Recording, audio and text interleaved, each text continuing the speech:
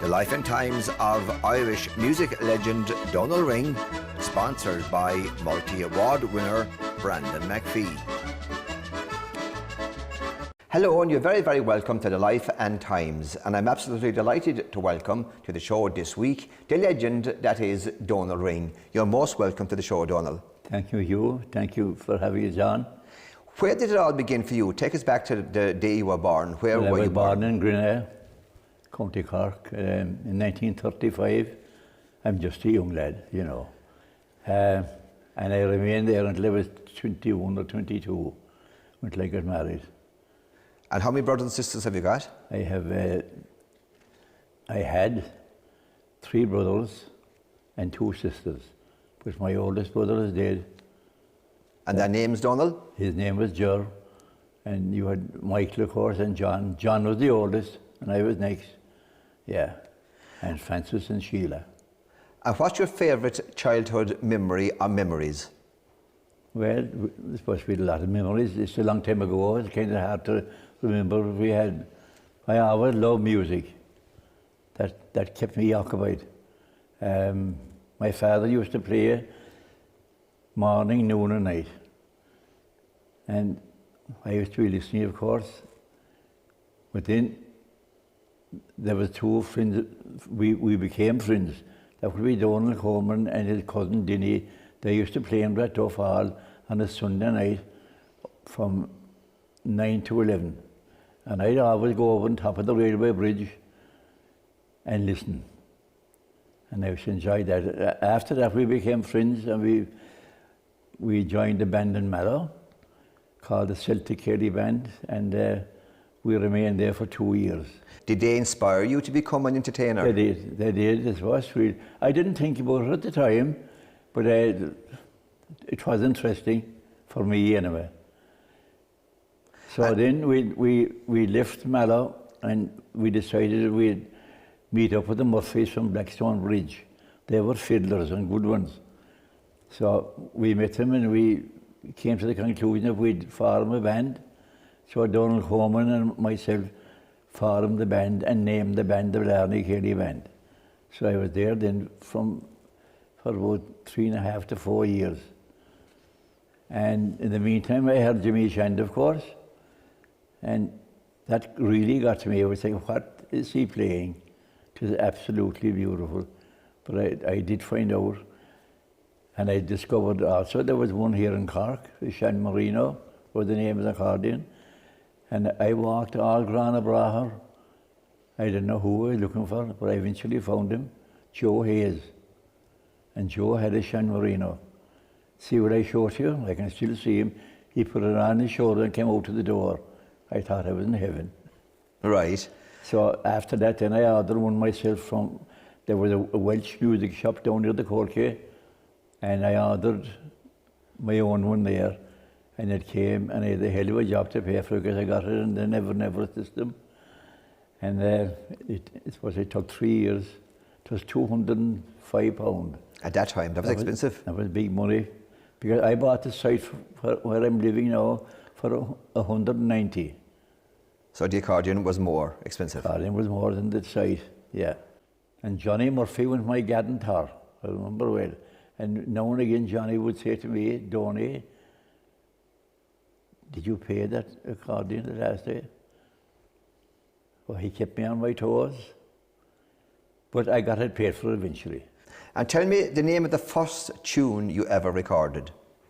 Recorded, I suppose, you mean band-wise now? Well, I suppose yourself, it doesn't matter. I said Months of Buttermilk. Right. And the Rakes of Kildare. First song will be the First Cork Brigade, and Dungarvan, my hometown. That was with Pat Haley, yeah. And when did you form the Donal Ring Kaylee Band? 1958.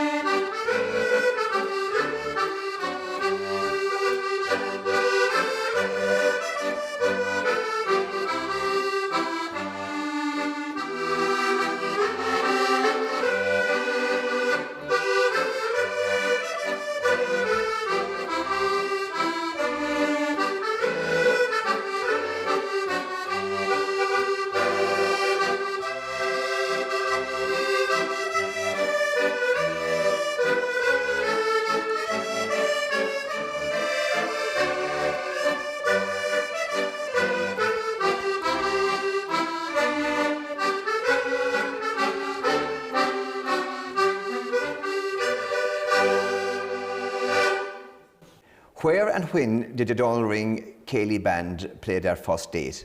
Our first date was down at Blackpool in the Glen Hall, the Glen GA Hall. It was on a Friday night and it was absolutely jammed out the door. And all the youth were dancing, of course, that time. There was a young crowd, yeah. And there was a big celebration, somebody won a match. They were after the county final the Sunday before, yeah. And who were the members of the Donal Ring Kaylee band at that time? They're all deceased now. There was Noel Crowley on accordion, Declan Townsend on violin, Paddy Carey on sax, Jim Bogan on piano, Jim Pettit on bass, and Florrie McCarthy on drums. A great band. We weren't bad starting late at our first night, you know. And what was it like growing up around that time? Tough times. I tell you, they were tough times.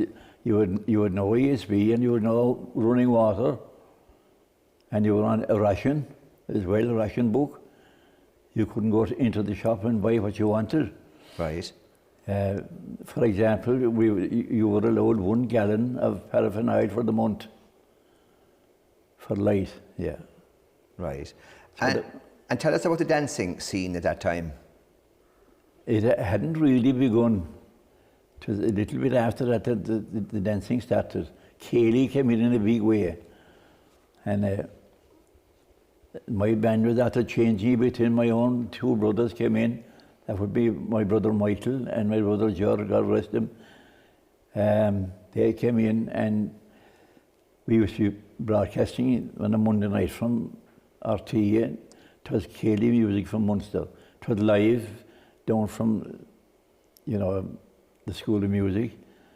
So that went on for over 6 months. And we got a great reception from that. And we got a few bookings. But then along came a television thing. There was a program on called Bert Della. No, there was dancers and all included. That suited us fine, of course. Right. So we went up to Dublin and we were taught to play Siege of Venice, Haymaker's Jig, Walls of Limerick. So it was in Toll Barrow, we did that. But we went down well, and from that day on, our bookings tripled and the money tripled. Right. Prior to that, we were playing for £8 a night. And we had £1 a man out of it, like. Yeah. At what age were you when you actually decided to become a musician? Oh, I'd say about 13 or 14, yeah. Yeah. And then, like, how did you actually get involved? How did you actually, get involved in the music as a professional entertainer? Did you decide, well, I'm going to do this now, or were you looking at other careers before you got involved in music? No, not really, but I was determined to make a go of the music. I had that determination that I'd get the best out of it. Right. And thanks be to God, we did well.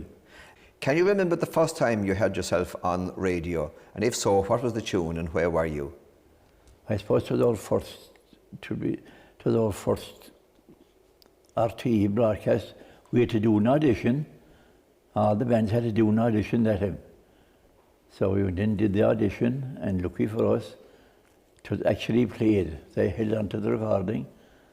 That was the first time I heard myself. And that would be about 69, 70, I'd say. Right. And of all the tunes you've recorded, which 3 are your favourites and why? I love Believe Me, If All Doesn't Hear Your Charms, and Come Back Paddy Riley to Barry James Duff. And I like the Northern Lights of Old Aberdeen. I don't know, there's something about the melodies that got to me. And, some tunes will get you more than others, but those 3 did, and I still love them. And Donal Ring, tell us about the music scene at that time. It was kind of just starting, I suppose. It was starting that time, and there were running Kayleys, the Piercy were running Kayleys in the City Hall on a Saturday night. And we eventually got in to the City Hall because they had great band. They had the Gallo Glass, they had Jackie Hurst, Vincent Lowe, Sean Donoghue and his 5 sisters in Galway, and the Astro. They were the bands that were playing at the City Hall. And that time Hugh And this is no word of a lie, you get 2,000 people. I remember one night, Tony Hegarty was running one himself, and he called himself the Cavaliers Promotion. And he had us booked, he had it as a union, there was a union that had been called, and to a union regulation that if they were bringing in bands, they'd have to hire a local band as well. And the local band would have to have 9. So I had to add on 2, which was no benefit to us, but I had to go in with 9. But I called to Tony on the Saturday. I said, Tony, I'm worried for you tonight. You have a big expense. He said, I have Jim Cameron from Scotland, and I have the Gallagher and yourselves. She said, Tony, so you'll never make ends meet. Until you know, he said, I must have 2,000 people to break even, and he had 2,400. So he made a few bob. He did, yeah.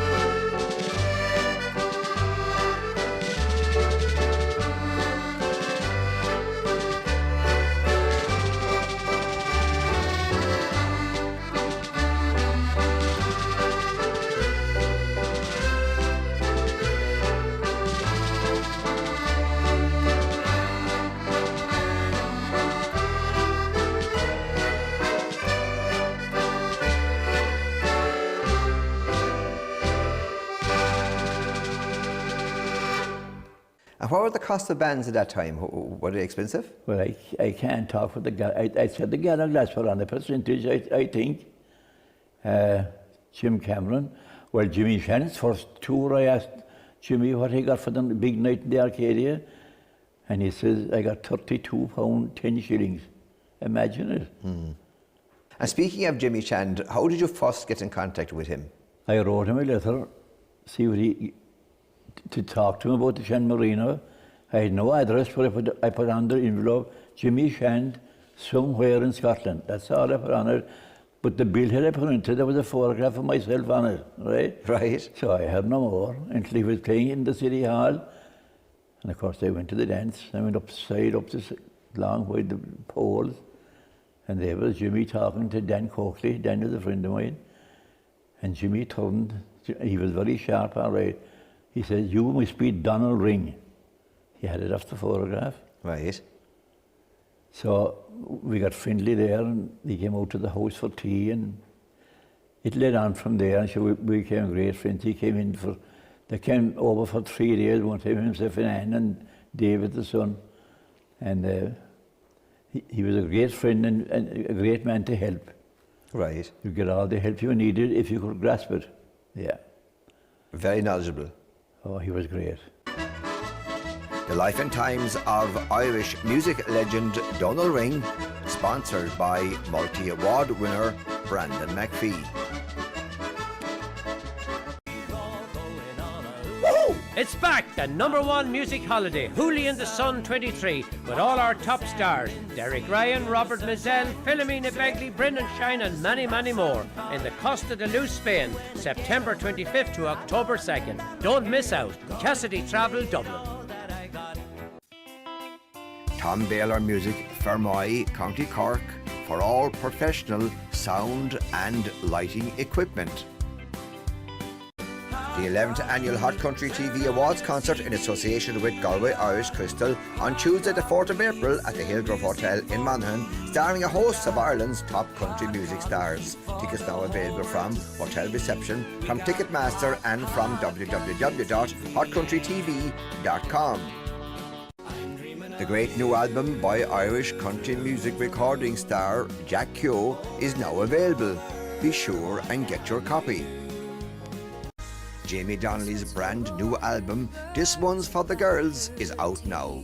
Visit www.jamiedonnellymusic.com. John Malloy Music available for all occasions. To book, call 087 1422 027. Ireland's most successful country music act is coming to Scotland. The Three Amigos, Jimmy Buckley, Robert Mizell and Patrick Feeney, live at the Eden Court Theatre, Inverness, Saturday, March 4th. And now, due to unprecedented demand, a second show has been added on Friday, March the 3rd.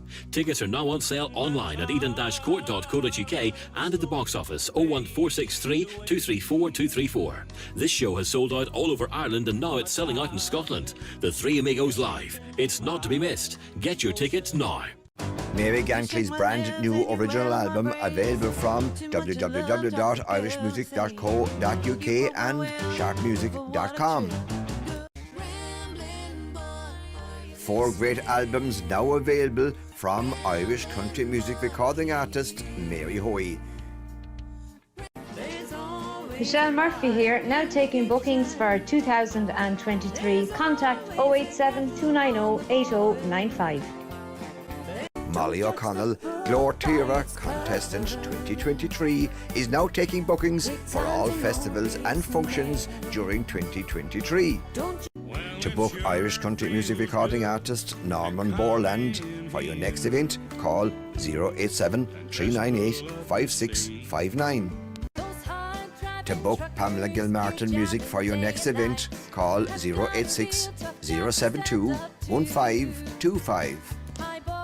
Hello, Pat McKenna here. This is my new 14-track album called The Hills of Home, now widely available from all major outlets on my website, patmckenna.co.uk. To book Irish country music recording artist Pat Mulcrone, call 087 266 9889. Ross Malloy, and I'm delighted to bring to you my brand new album. Details on how to buy it are on screen now. To book Shauna Kearns country music, call 0776 175 6013. The Life and Times of Irish music legend Donal Ring, sponsored by multi-award winner Brandon McPhee. And the Donal Ring Kaylee band had chart success. Tell us about that. That was in 1968, I'd say. We had a recording of Beautiful City with Paul O'Leary singing, and we were 6 weeks on the chart. And I was more than surprised we got in, but Paul had a lovely voice, in fairness. A great singer. He was great. So we got in and held on to it. And the Dixies were there as well, I remember well. The Dixies went to #1 and we were #2 at one stage. And you did lots of tours both in Ireland and abroad. Yeah, what do you remember about those? Our first tour in 1963 to London, and we went out from Cork Airport in the presence of John W. Reedy with an Alderman Reedy out in the Carvier. Remember the Carvier? They would say, yes, take the wagon and all, put it into it. Yeah. We went out in that. And it wasn't a bad tour. We gained a lot of experience from it. And did you like touring? It's all right, but it's hard work. It was different now in Scotland because we knew we finished up then going to Scotland for 16 years. And we had great friends and we were kept in private homes. And sure, they're like our own. When they like you, you're in heaven. Yeah, you made lots of friends along the way. We made lots of friends there. And did you tour America? Did you go that far? We did, yeah. We did America and Canada, Toronto. And I went to Germany. And we went to Holland in '67. That was a festival. But they were all, I suppose you put them all into experience. And learn something every day from it. You are well learn if you want to. Yes, right. Yeah. We're still learning. Yes. And Donal, for you, what's the most enjoyable part of performing? Most enjoyable part for me is when I'm playing well myself and that the band are playing well. That's really enjoyable then. That won't happen every night, you. For some unknown reason, it's like you'll come out of the bed some morning and for no reason in the world, you're off for them all that day. Did that ever happen to you? I did. I did. But it happens in music as well. Right. And would you be a hard man to work for now? Would you be I'd fairly... be particular. I would be particular. There's no point in just dragging your heels through. You'll never get better then. But I used to listen to the better players. That's who I'd listen to. And I remember Jim Cameron was playing below on the Arcadia, and Joe Hayes was with me, and he played the Cuckoo Waltz, and I made it a point of going up to ask this Bill Powry with the button key accordion what he did in such a part, and he told me, yeah. Right. So I would either watch a good fella or ask him, yeah. Don't be afraid to ask. No, I'd be afraid to ask. And down through the years, Donal, you recorded lots of CDs and DVDs. We did about 13, maybe 14, I'd say. Yeah, we did a lot of them, yeah. Of course, before... First 5 were LPs. Yes, album, yeah, vinyl. Yeah, that's right. And tell me, what's your most treasured possession?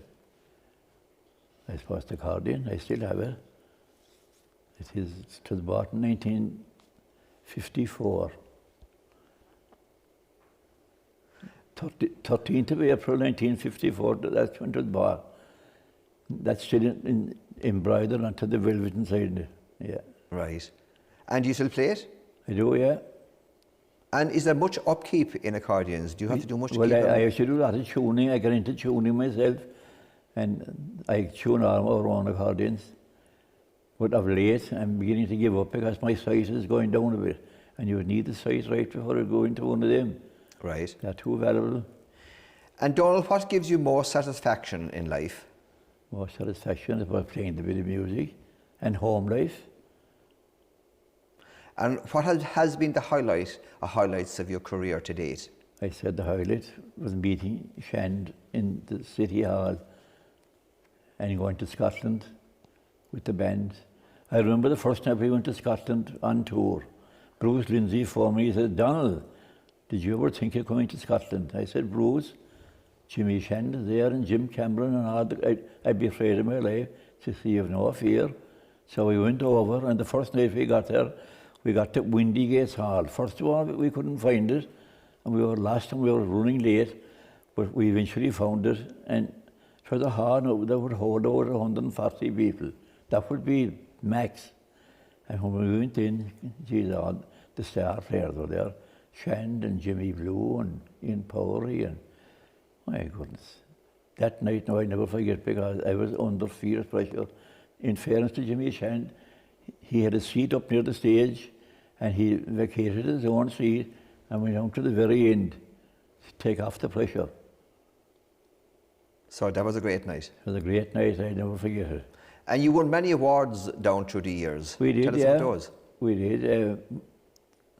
did. We won the Honor Championships All Ireland. We came first in that. Below on Cambridge Street. I got President of the Month in Blarney. I got President of the Month for President of the Year. I got a sculpture done by Sean McCarthy.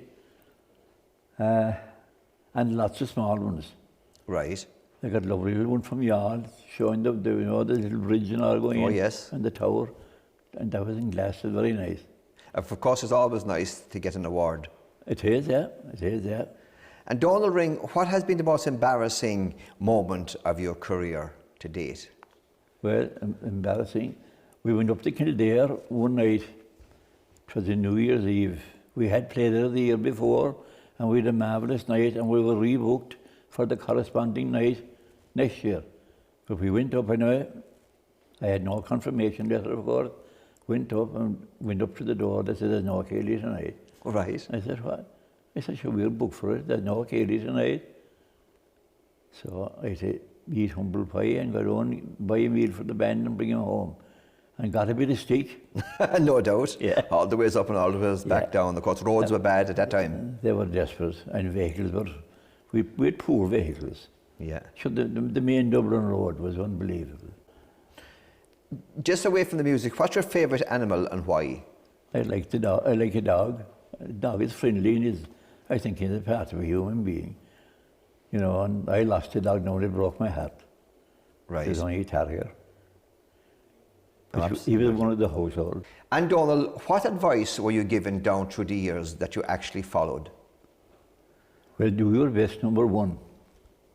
And be careful of the drink. Because you're in the spotlight for drink, you know, and you'll be better off. You needn't avoid it completely, but you could be careful. So that's the only advice I got, and I stuck to that.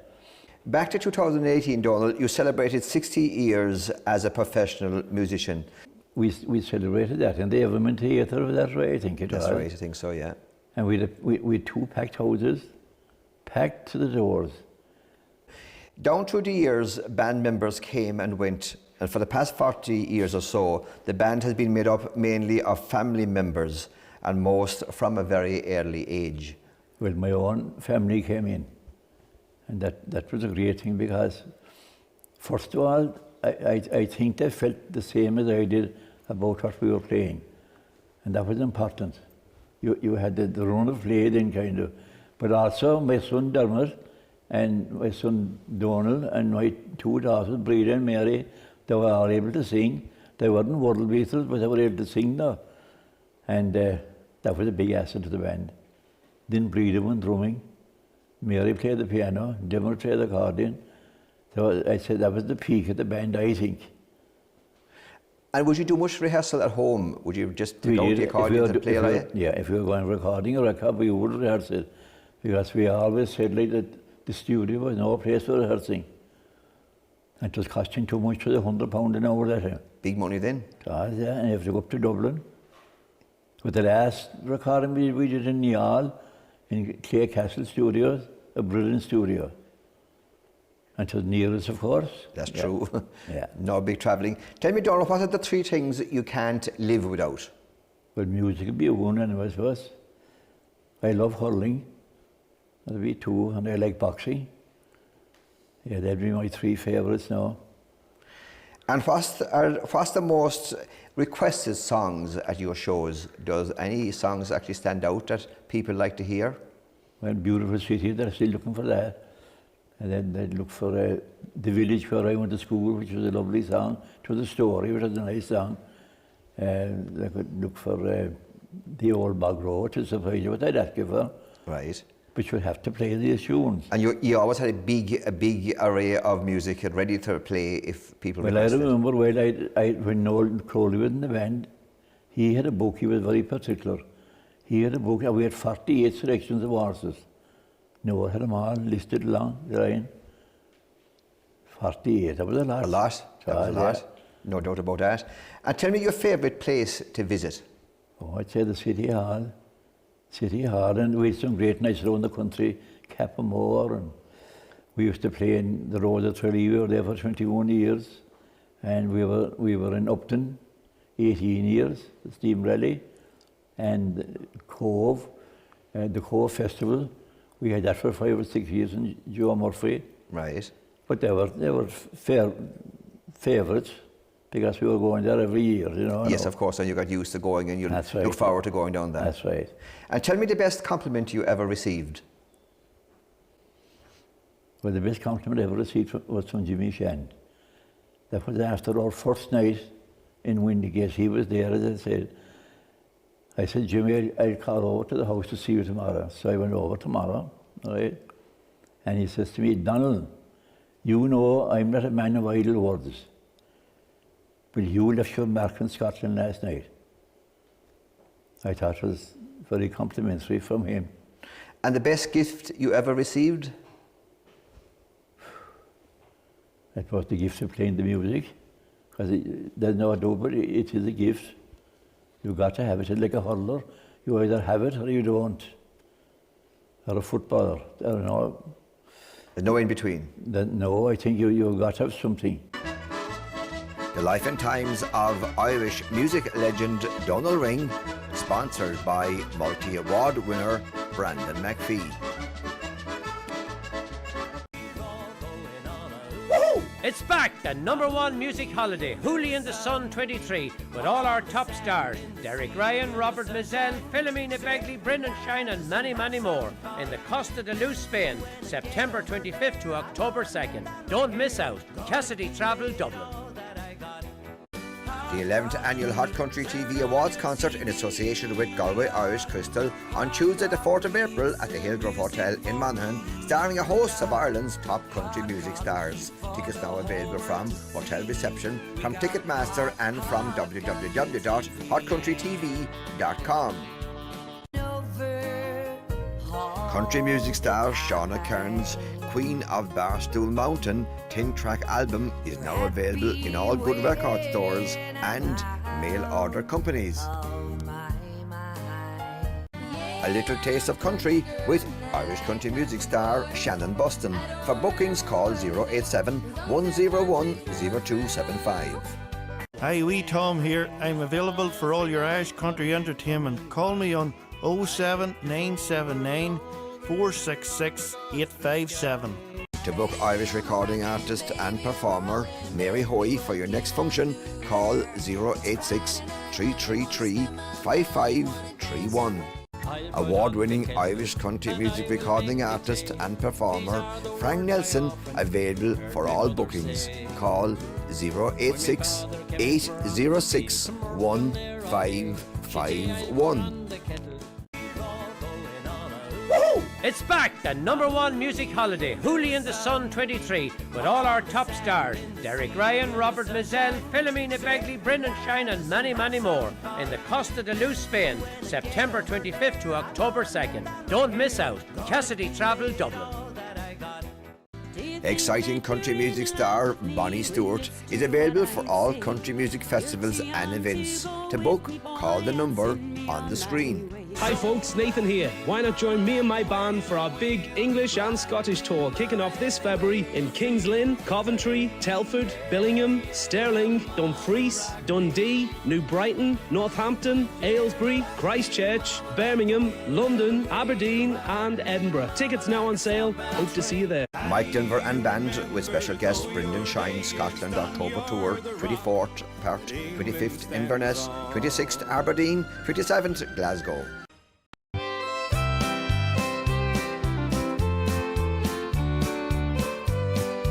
For the best in audio and video recording, contact Greenfield Studios, Headford, County Galway. Join Declan Nerney and guests Robert Mizell, Alistair Coyles and Patrick Feeney for a mighty weekend of dancing in the Clayton Hotel, Galway, March 24th, 25th and 26th. The book call 091 721900. Hi folks, Nathan here. Why not join me and my band for our big Glasgow weekend from the 27th to the 29th of January for fun, music and dancing with special guests Claudia Buckley, Stuart Moyles and Stephen Smith. Price includes 2 nights bed and breakfast, all entertainment and free dance lessons with Gerard Butler on the Saturday afternoon. To book, call Country Music Tours on the numbers on screen. The Life and Times of Irish music legend Donal Ring, sponsored by multi-award winner Brandon McPhee.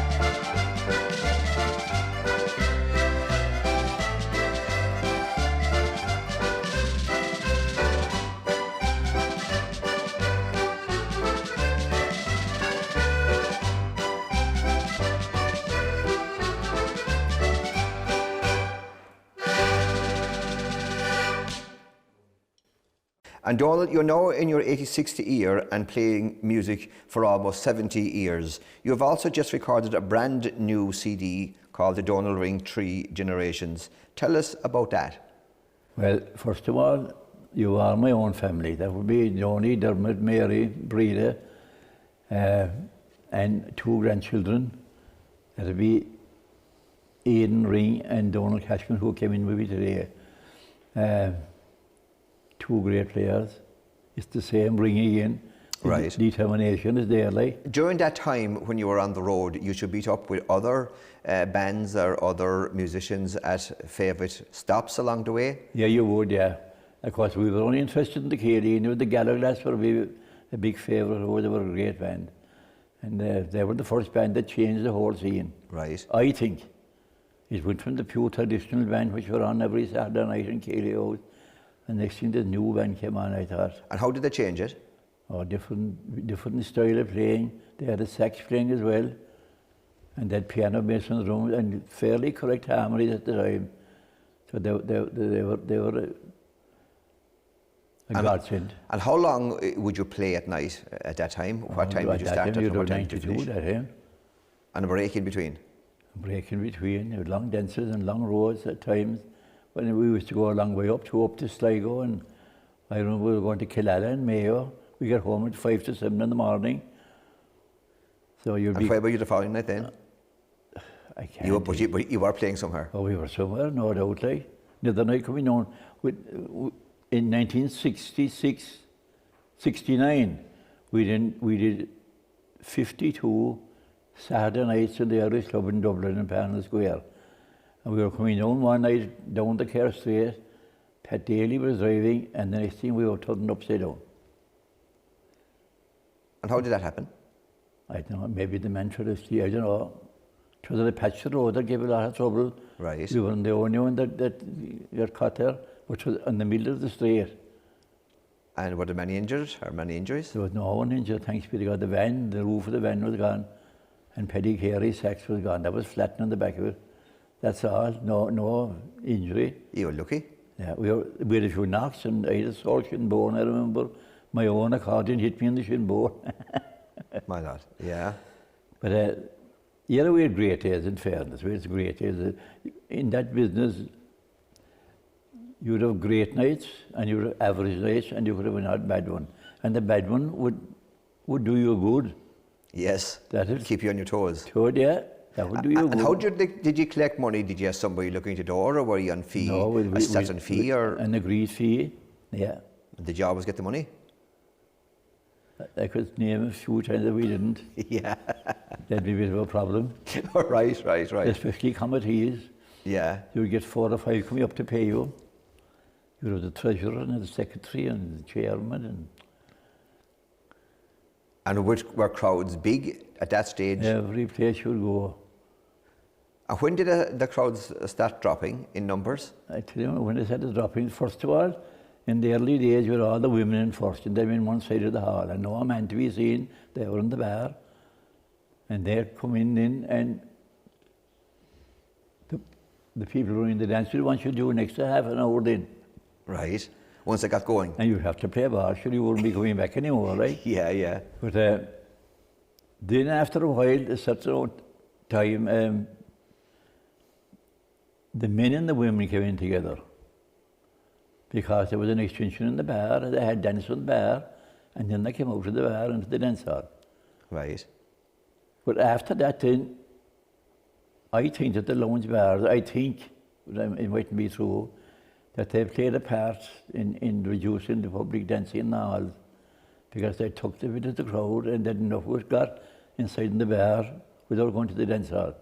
And that's what the start of the drop, I think. Yeah. And I suppose lots of people met at your dances and got married. Oh, they did. Their children subsequently came in dancing to That's yourselves. right, yeah. So there was a man going in over to St. Francis Hall. I won't name him now. And when he'd give a lady a dance, she used to say to him, or he used to say to her, I dance with your grandmother. My God, yeah. Yeah. That was a long time ago too, of course. Could be, yeah. But of course you'd miss playing big time if you weren't. I would. But the accordion is getting very heavy, you know. And it's not the accordion, it's me getting weak. Right. It's the same accordion, yeah. The same accordion all the time? Same one. Yeah, they're getting heavier. Right. And did you play other accordions down through the years? I did. I played Paris Sopranis and everything, nothing he touched. This Horner. Horner were very sweet. And that's where I had the first Horner back in Cooley. I used to be back there on my holidays at my grandmother's. And they had a dance hall tied onto the end of the house, and they'd have a Kaylee every Sunday night. And about 80 people, it's worth the hall was small. But there was no band. But my uncles had an accordion, they bought the accordion, and they'd give it to me to play a tune. I was hardly able to play it then, like. But every player around in a circle, they would all get their turn. That was the band. And that's where I got the love for the accordion. Most enjoyable times? Yeah. The real love for it, because it was a good one. Is there anything you would change, if you were starting all over again, is there anything you would change in what you've done down through the years or the way you did it? Or is there anything you would like to have done differently? We should not really, especially. It all kind of fell into place gradually. It doesn't happen overnight, as I said. It takes time, especially with a group when you have 6 or 7. It takes a lot of doing to get that 7 to work together. Yes, of course, you're travelling on the road together. It's not just on stage, it's the travel and everything else. That's right, yeah. And fellas exhausted, tired, and they're cranky. And of course, they were making money. And they were making the few bob, all right, yeah. That was very important. It was sure. And who were your competitors, direct competitors, say, in the music business at that stage? What bands would have been on the same league as yourselves? Oh, the Gallagher's. They were well ahead.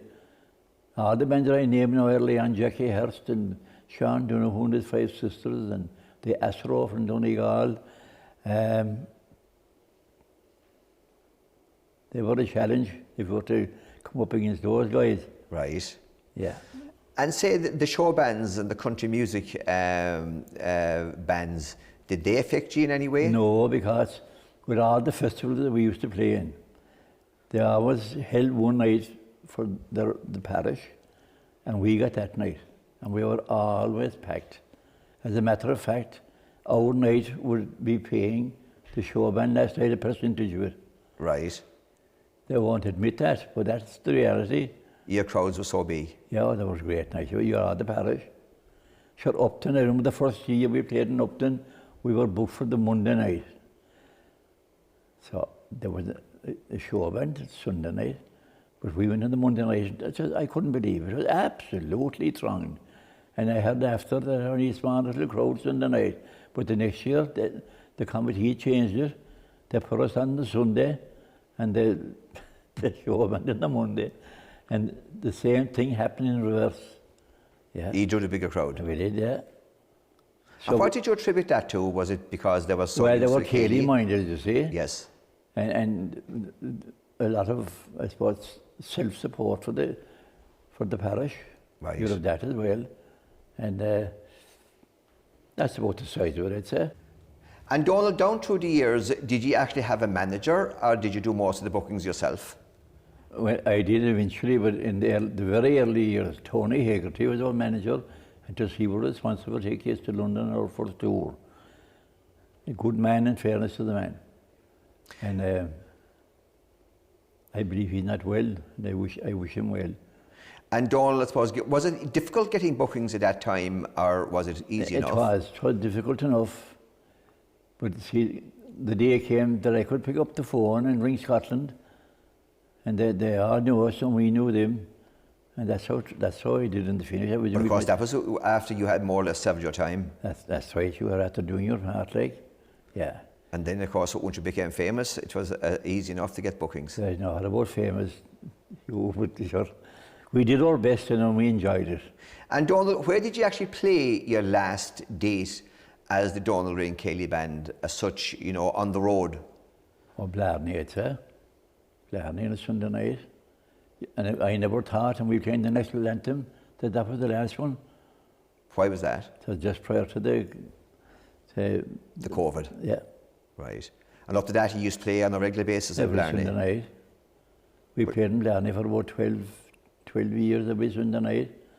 That was handy. It was at home, you see, and you were no driving, and it was getting easier for me. I was getting older.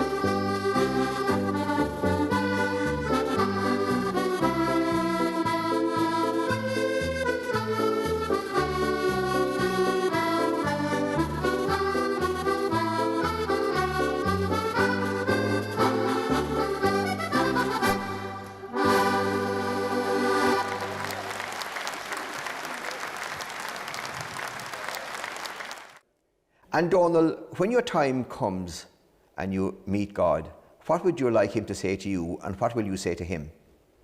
Wouldn't it be great if he said, we have a big Kaylee on inside, come on in, and I'd say to him, will you dance to Hey Michael G yourself? And we'd both go in, and he'd go dancing and I'd go playing.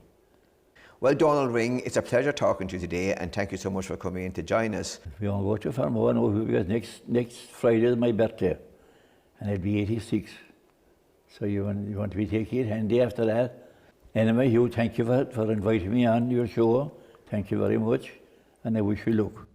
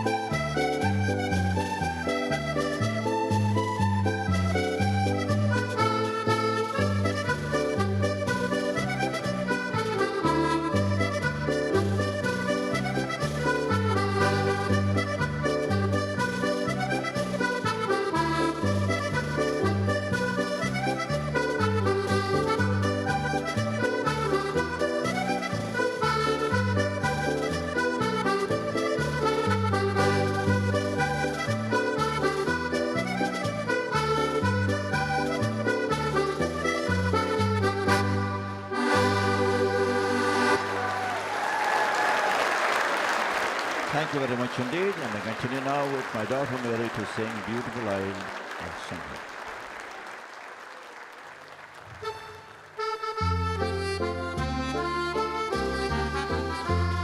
Somewhere the sun is shining, somewhere the flowers are blooming. Hush, there's a sound of sorrow, God lives and all is well. Somewhere, beautiful land of somewhere, land of the true, where we live anew. Beautiful land of somewhere the sun is shining, somewhere the songbirds dwell. Hush then, my sad repining, God lives and all is well. Somewhere, beautiful land of somewhere, land of the true, where we live anew. Beautiful land of somewhere the load is lifted, close by an open gate. Somewhere the clouds are rifting, somewhere the angels wait. Somewhere, beautiful land of somewhere, land of the true, where we live anew. Beautiful land of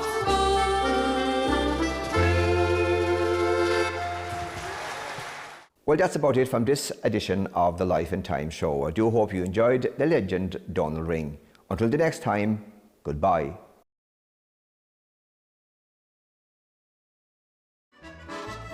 The Life and Times of Irish music legend Donal Ring, sponsored by multi-award winner Brandon McPhee.